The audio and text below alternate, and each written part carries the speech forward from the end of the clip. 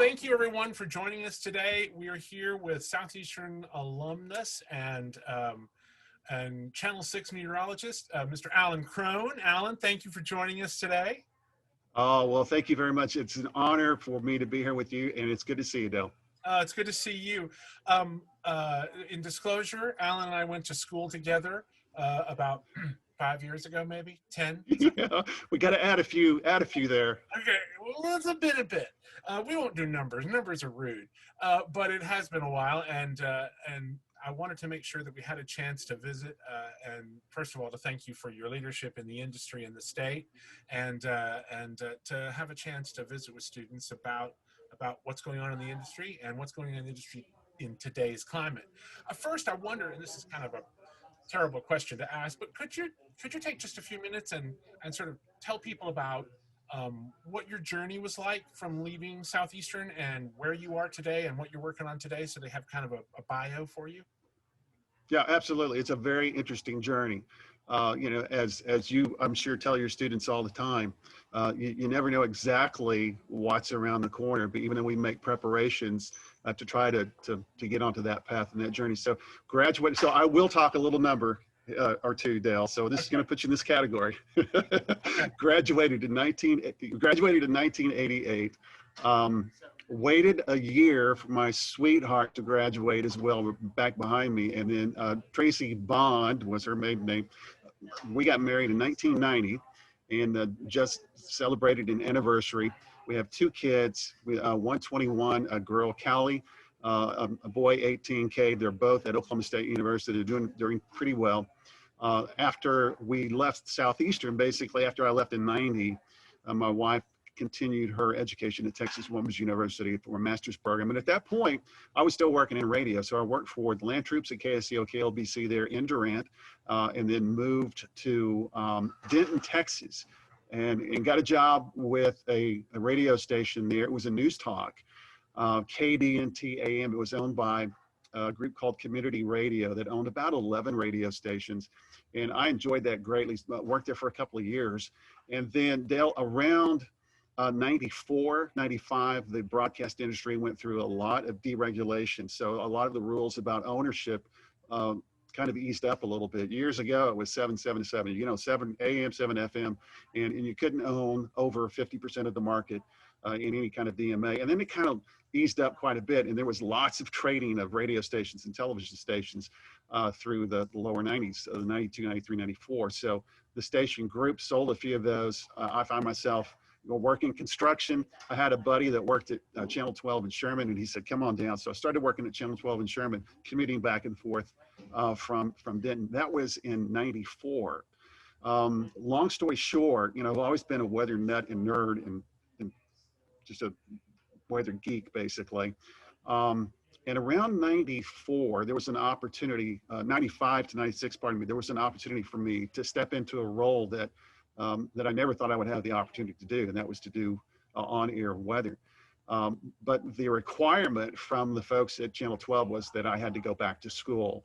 So there was a program at that point called the Mississippi State University Broadcast Meteorology Operation Program. So I got involved in that. I completed that in the late 90s. So I was doing weather from 96 on. And so I ended up at Sherman there until 2006. So in 2006, an opportunity happened to where I was able to come to Tulsa, and I've been in Tulsa working the mornings here, the early mornings since 2006, and still do it today. That's fantastic. It's that joke I tell all the time. If you want to know how to make God laugh, tell him your plans. That's true. That is true. Funny story that you should say that, because in 2005, true story, in September of 2005, Tracy and I were taking a little trip, just trying to find something different to do. We drove to Tulsa. We hadn't been to Tulsa in years. I remember exactly where I was. I was at 71st and Lewis. And I turned to Tracy and said, I doubt we're ever moving to Tulsa. And it was literally not more than 5 months later that I got a call, and here we are in Tulsa. And it's a crazy ride when you think you're going one way and all of a sudden your direction is turned for you. In broadcast news, and I don't have a lot of knowledge here because I don't have a lot of people that have that experience. Um, but like in the theater world, there are agents, people who represent you, particularly if you're trying to make moves in markets. Um, Mhm. have you had much experience with that part of the industry? Yeah, I've never used an agent.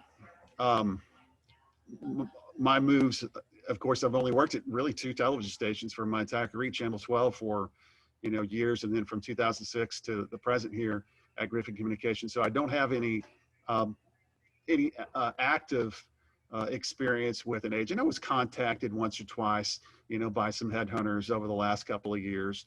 But I do know a lot of our colleagues do use an agency to kind of help them maneuver their journey of how they want to try to make that path here in the broadcast industry.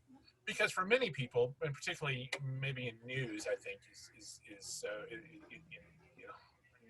news. Um, um, it's about moving to a larger market, always moving to a larger market, Yes. moving. And for those people, I think that's a priority. Whereas it is my observation that in meteorology, it's about stability and long-term trust and a voice and a face you recognize and trust. Would you say that's probably true? Yeah, I think so. I think so. And there's still, I mean, don't get me wrong, there's still a segment that even in meteorology that will try to continue to make those moves. I mean, I'm very comfortable with where I'm at in terms of not only work and career, but in terms of life. So there's a trade-off that you have to make a decision. Are you going to put your family through a move every 2 years or maybe every year in some instances? But yeah, there's a lot of people that will make frequent moves. And you're right. It's to typically to make those jumps from different market sizes. Typically you start in a smaller market and then make those jumps that try to move you up to a larger market. It's a little different now because of the way that the industry has kind of started to trend in the last probably 7 to 10 years. A lot of people now are getting starts in what would be considered kind of the middle markets. So while maybe 15, 20, 25 years ago, you might start to explore your craft in a market, 130, 140, 150, 160. I mean, the markets go up, as you well know, past 200.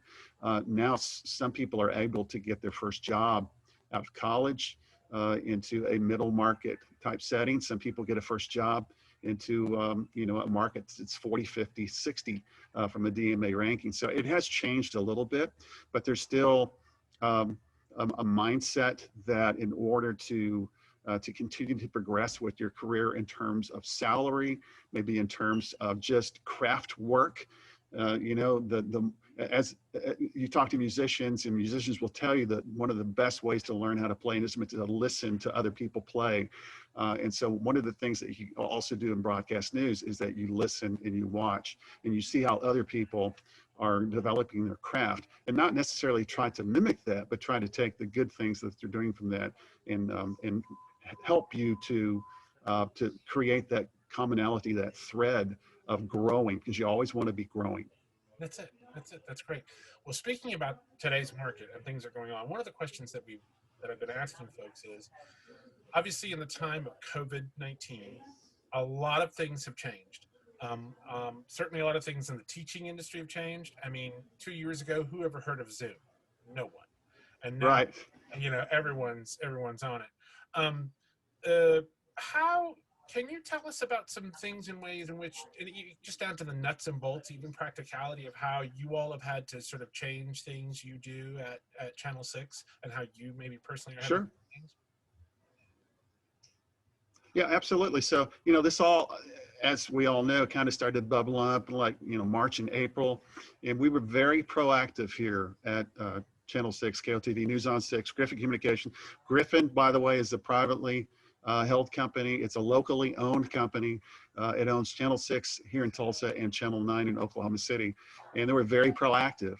So we started to make plans pretty quickly when we started to get, this bubbling up and the water starting to rise a little bit. So we made some plans, and one of the plans that we made was basically that we were going to initially divide up our facility here in Tulsa. Our Tulsa facility is very large, and I don't know the exact square footage, but it's around 52 to 55,000 square feet. It's a basically it's a brand new broadcast facility. So we're very blessed in that manner because we have certain areas that can be almost cordoned off. For example, the weather department is actually behind the studio here. So I'm in part of the weather center, but our main weather department is just a little bit that way off camera. So that's where all of the weather folks and meteorologists, we would stay. We would not go anywhere else other than this studio and that weather department. People in the newsroom, while we're still here, and I'll get into that in a minute, they stayed only in the newsroom. The people in the sales department stayed only in the sales department. We now have 5 radio stations that we operate as well. Those are downstairs. So we didn't kind of mix and mingle. Everybody stayed in their lane for the most part.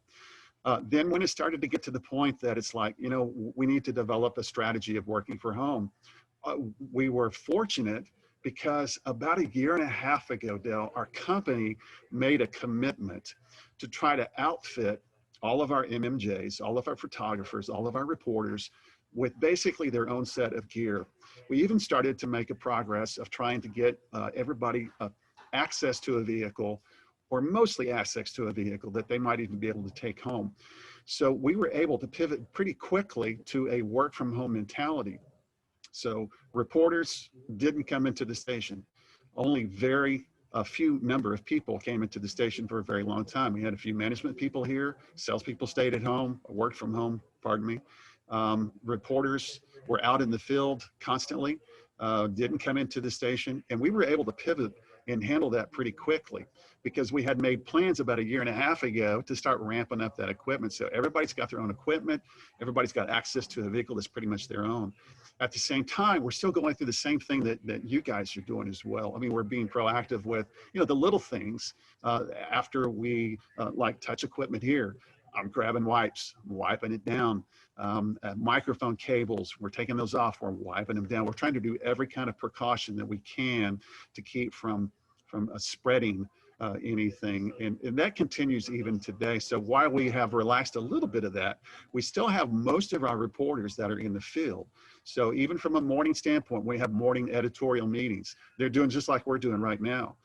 They're on the box, they're on the digital. We're instead of Zoom, we're Microsoft Teams, the same thing. You know, we're all communicating digitally, and we're able to kind of make that work. So while it's been pretty interesting, while it's separated us physically from seeing one another, we've really not missed a beat because we've been able to keep everything focused. We've been able to keep everything streamlined of what we need to do from a broadcast standpoint. And I think we've done a pretty good job. That's so great. 2 things. One, we've done the same thing. We've got a new automation system coming for KSSU, the radio station, um, uh, uh, that will allow students to do their air shifts from home, and that I can then monitor that shift to make sure they're doing what they're supposed to do, and someone's misbehaving, boot them off. But but that was one of the features was being able to use remote technology that didn't require a lot of gear, that was based on, you know, Wi-Fi and Bluetooth technology. So it's been good. I also should, as a disclaimer, make sure that people understand, we talked about it earlier, that Griffin Communication has been very generous to our program here at Southeastern, and I wanted to make sure we acknowledge that as we go forward.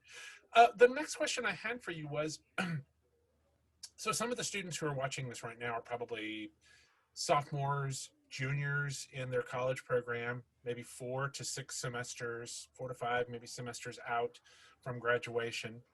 And I thought maybe you might be able to visit with them about, hey, if you're that many semesters out and you've got time for maybe this kind of class or that kind of elective class or this kind of experience or that kind of experience while you're still in the college environment, what advice might you give those students who are planning to, in a couple of years, head out into the market, based on what you're seeing in your experience? Boy, if I could give you a couple of pieces of advice of some things to some practical things to do or to experiences to have that will help make you marketable as you go out. What might that be? What advice might you give those kids? Wow, yeah, I think it's pretty wide ranging. Obviously, if you're interested in meteorology, of course, you got to get into the science classes. If you're interested in broadcast journalism, you got to do some nuts and bolts on 101. How does this all work? We're just going to assume that you're doing that. The thing that I would encourage you not to overlook is the other classes that you think that are not helping you. Every single thing that you're going to do is going to prepare you for a career in journalism, a career in broadcast television, a career in marketing, a career in promotions, a career in the theater. It's really in how people react and relate to one another. It's relational. It's developing community in a way. So while there is, of course, a concentration, some effort in terms of the academia that you've got to go through, it's how you can fit in with an organization. It's how you can fit in with people. And I can't stress this enough, that developing a skill of being a good communicator, a good listener, developing how to be a friend will absolutely help you. People want to hire people that can not only benefit them from a product on the air, can not only benefit them in terms of their bottom line, their revenue, their sales. They want to hire people that fit in with their organization. Every organization has kind of a vibe, and they're looking for people that can fit into that vibe. And that requires sometimes growing pains, especially when we're young and we're just entering the market. We're trying to figure all of that out. So my main advice is to just soak up every single thing and not discount the fact that you're having to take that humanities class, not discount the fact that you're still having to take a math course, maybe because you didn't do it early on. That, believe it or not, all of that can help you, because if you are truly interested in becoming a journalist or a broadcast professional or a marketing person, you're dealing with topics that include all of that. So it's not like that you're only going to be dealing with a certain range of topics as you graduate and you get into your work. You're going to be dealing with all kinds of things. So the more knowledge that you have just in general about anything is going to possibly give you an advantage or kind of a lead maybe on somebody else, because the marketplace is competitive. It's always been competitive, but Dale, I think it's becoming even more competitive probably in the last 5 to 7 years. Really? Yeah. Even I think so too. And I think isn't it interesting that the market in traditional mainline broadcasting has, to me, become so increasingly competitive. At the same time, the availability of you being able to get on a camera and speak to people has opened up tremendously with YouTube and other online streaming services. I mean, you can basically have your own newsroom from your living room if you wanted. And there are people who do that with hundreds of thousands of subscribers. But isn't that interesting that as that access to technology that 20 years ago was in the hand of a very few people is now wide open. Sure. But then still, I think getting into the professional end of that market has become, I think there's just enough more people who are interested, and therefore it's become more competitive to get in. Yeah. There's never been a better time for technology. I mean, you just hit on it. I mean, 20 years ago, 25 years ago, to do a live shot, we would drive a truck out into wherever we're going. We would look overhead to make sure that there's no power lines. We would crank up a microwave telescoping antenna, and we would literally beam that back. And now, I mean, you just take your phone, basically. All of these live units are basically cell phones that are all bundled up together, bonded cell units and you're able to report live from the field just about in any place if you get a good cell signal. So there's never been a better time. I mean, social media may be the best thing that's happened for journalism, and maybe even the worst. There's plus or minus on both of that, but the ability basically to communicate with someone instantaneously at the drop of a hat is an extreme advantage that we didn't have 20, 25 years ago, and now we do have. So again, there's plus and minuses obviously with both of that. Absolutely. I mean, I tell students all the time that there's more computing power right here than all of NASA had when it put a man on the moon. And when you think about That's the true. access to the world, and you think about sort of democratization of media, that anybody can have it, can be a media provider, can be a content creator. But I love what you said about it's those other classes that remembering that good stories are local and are human. And you have to, if you're going to be able to talk about the human experience, you need to do a little research on the human experience. And that's why a humanities class or That's true. a writing class wouldn't kill you, right? No, not at all. Not at all. That's Music appreciation, band, choir. I mean, everything you that were you in the can be band. involved in. If you look at it, yeah, I was in the band. I loved it. Absolutely. Yeah, still do. Still play, play at church a little bit. And absolutely. So every single thing that you're involved with, if you look at it, in my opinion, if you look at it correctly, can help you with a career in broadcast journalism. Awesome. Alan, thank you so much for talking to our students today. This, of course, will be archived for our OETA Student Day Conference coming up. And students from all across the state will be able to click on this and have access to this among every institution is putting them together. And there's going to be a whole collection of interviews from OU, OSU, Southeastern, you name it. And it'll be a really, I think, a great snapshot of broadcasting and media in our state kind of in 2020. I have a feeling that in 10 years it'll be a great archive to look back on and go, oh yeah, that's what we were doing and that's what we were facing and that's who was doing it right then. So I can't thank you enough for participating today. Do you have any absolutely. Do you have any sort of parting shots for us? Anything to think about or exciting things that you think are coming? Just parting word is don't discount yourself. Don't discount yourself.